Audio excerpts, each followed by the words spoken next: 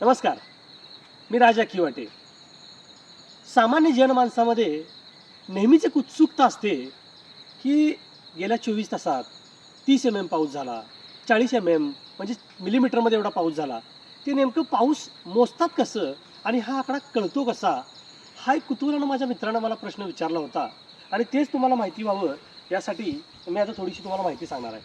आता आपण सध्या राधानगरी धरणावरती आहोत आणि राधानगरी धरणावरती किंवा एकंदरीत कुठेही पाऊस मोजायचा असेल तर हे पाऊस मापन करण्यासाठी अशा पद्धतीचं यंत्र असतं. त्याच्यावरती आपण पाहतो की हा जो गोल सरफेस आहे याच्यामधून जे आहे पावसाचं पाणी ते कलेक्ट होतं आणि ह्या मोहरीतून असं खालच्या बाजूला जातं आणि असं हे टोपण उघडलं की खालच्या बाजूला हा कंटेनर आहे आणि हा कंटेनर आपण पाहूया आता. तर या कंटेनरमध्ये असं पाणी जमा होतं. ह्याच्या आतमध्ये पाहूया आपण आता पाणी जमलं आहे. आता हे पाणी आपण मोजमापन बीकरमध्ये म्हणजे ज्याच्यामध्ये मार्किंग असतं त्याच्यामध्ये ओतलं की आपल्याला मिलीमीटरमध्ये त्या पावसाची आकडेवारी समजते आणि तो त्या तासामध्ये किंवा तेवढ्या वेळेमध्ये झालेला मिलीमीटरमध्ये पाऊस असतो.